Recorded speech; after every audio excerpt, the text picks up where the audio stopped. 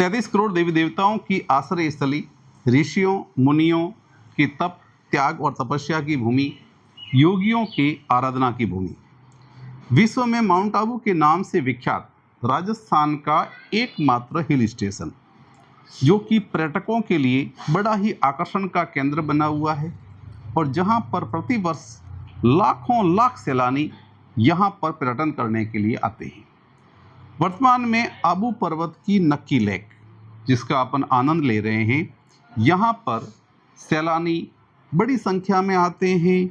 यहाँ की शीतल मंद हवाओं का आनंद लेते हैं, नौकायन का आनंद लेते हैं। यहाँ खाने पीने की जो वानगियाँ हैं उसका जी भर कर के लुत्फ उठाते हैं। लेकिन इन सब के बीच में एक बात जरूर रहती है कि शायद इनमें से कोई ही इस बात को जानता होगा कि नक्की लेक के पीछे की पौराणिक कथा या लोक प्रचलित बात क्या है। इस कहानी पर बात करने से पहले YouTube चैनल BS सोलंकी निम्बज पर मैं भगवत सिंह सोलंकी निम्बज आपका हार्दिक स्वागत करता हूं। ये नक्की लेक जो है यहाँ आज से लगभग 5000 वर्ष पुरानी बताई जाती है। अगर पौराणिक कथाओं की बात करें तो एक बसकाली नाम का महाप्रतापी राक्षस हुआ करता था और उसने ब्रह्मा जी से वरदान प्राप्त कर लिया कि बिना किसी औजार या हथियार के जब कोई व्यक्ति किसी जलाशय का निर्माण करेगा और उसमें स्नान किया हुआ व्यक्ति ही उसका वध कर सकता है। और इस प्रकार का वरदान प्राप्त करने के बाद में वो अपने आप को अमर समझने लगा और उसके बाद में उसने पृथ्वी लोक पर और देवलोक के ऊपर उपद्रव मचाना शुरू कर दिया। तब ब्रह्मा जी की सलाह से देवताओं ने नाखून से इस झील को खोद करके तैयार किया और इसमें स्नान करके उस राक्षस का वध किया। और तभी कहते हैं कि नाखून से खोदे जाने की वजह से इस झील को जो है नक्की लेक कहा गया। एक दूसरी लोक प्रचलित कथा जो शौर्य, प्रेम, समर्पण और यूं कहिए विश्वासघात की भी कहानी है। स्थानीय क्षेत्र के अंदर ये कथा बहुत अधिक लोक प्रचलित है और साथ ही साथ में इसको लोक गीतों में भी बहुत गाया जाता है। आबू पर्वत पर एक स्थान है देलवाड़ा के जैन मंदिर, जो कि अपने आप में विश्व विख्यात है। उसी क्षेत्र के अंदर किसी समय के अंदर परमार वंश के राजाओं के द्वारा त्रिलोकीनाथ भगवान विष्णु का एक वैभवशाली मंदिर का निर्माण करवाया जा रहा था। उस मंदिर का निर्माण कार्य करने वाला एक युवा कारीगर, जो कि नक्काशी का काम करता था, अर्बुदा देवी का अनन्य भक्त था। अर्बुदा देवी माउंट आबू पर, जिसको कि परमार वंश और यहाँ तक कि आजना गोत्र की भी कुल देवी कहा जाता है, वो प्रतिदिन वहाँ पर आराधना करने के लिए जाता था। समय आया सावन मास की तृतीया, श्रावणी तीज। उस दिन कन्याओं के साथ में राजकुमारी भी अर्बुदा देवी मैया के दरबार में दर्शन करने के लिए पहुंची। वहां पर वो झूला खेल रहे थे, इटखेलियां कर रहे थे और ऐसा कहते हैं, देवयोग की बात कहें कि उस मिस्त्री रशिया बालम के नाम से जिसको संबोधित करके पुकारा जाता है, राजकुमारी के साथ में उसकी आंखें कब 2 और 2 4 हो गई, पता ही नहीं चला। और कहते हैं ना, इश्क और मुस्क कहाँ छिपाए छिपते हैं। जल्दी ही इस बात की खबर जो है राजा को भी लग गई।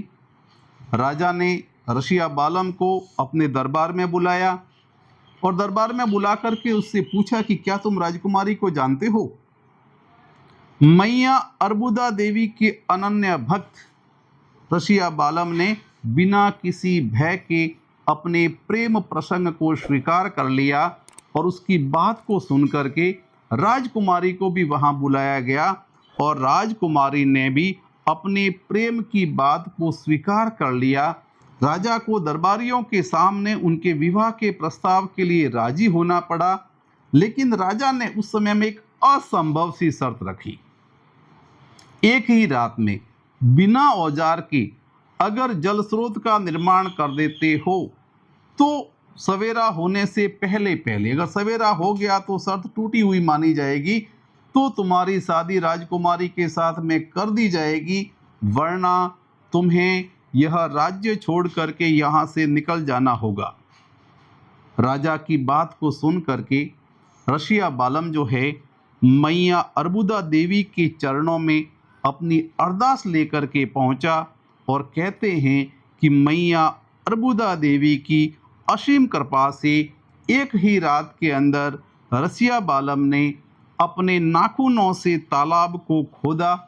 इतना ही नहीं, वह पानी से लबालब भर गया और शर्त के अनुसार अब कुमारी कन्या यानी राजकुमारी की शादी अब उसके साथ होना तय थी। दोनों ओर से शादियों की तैयारियां होने लगी। रशिया बालम भी गाजे बाजे के साथ में, जहां वर्तमान में अभी देलवाड़ा का जैन मंदिर है के पास ढलान में नीचे उतरते समय एक निःशुल्क पार्किंग बना हुआ है, वहां पर पहुंचते हैं।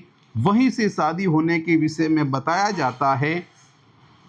दुल्हा रशिया बालम और राजकुमारी दुल्हन वेश के अंदर सज धज करके तैयार थे, पर राजा की इच्छा के विरुद्ध रानी नहीं चाहती थी कि राजकुमारी की शादी जो है रशिया बालम के साथ में हो।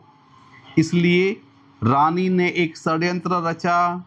जब रसिया बालम और राजकुमारी बिल्कुल आमने सामने, ये राजकुमारी का चित्र अपन यहाँ देखते हैं, ये मूर्ति लगी हुई है, 100 फीट की दूरी पर रहे होंगे कि रानी ने मुर्गे की आवाज़ में बांग दे दी और उस आवाज़ को सुन करके रशिया बालम को ये भ्रम हो गया कि सवेरा हो चुका है और शर्ता अनुसार अब उसकी शादी नहीं हो सकती है। उन्होंने मैया से आराधना की कि हे मैया, इस जन्म में नहीं तो अगले जन्म में ही सही मैं इंतज़ार करूँगा, आप हमें यहीं पर स्थिर कर देवें। और कहते हैं दोनों मूर्ति के रूप में परिवर्तित हो गए, जो आज भी कुमारी कन्या और रशिया बालम के नाम से जाने जाते हैं। इन दोनों की प्रतिमाओं के पास में एक स्थल जहां रानी के नाम पर लोग पत्थर भी डाला करते हैं, आज यह मंदिर कन्याकुमारी और रशिया बालम के नाम से जाना जाता है। इस मंदिर में जब अपन पहुंचते हैं तो भगवान विष्णु, भगवान शिव के मंदिर भी, पातालेश्वर भगवान महादेव का मंदिर भी यहाँ देखने को मिलता है। वर्तमान में ये देव स्थान बोर्ड सिरोही के अधीन आता है। आज भी ये पौराणिक मंदिर जो है अपने विकास के इंतजार में है।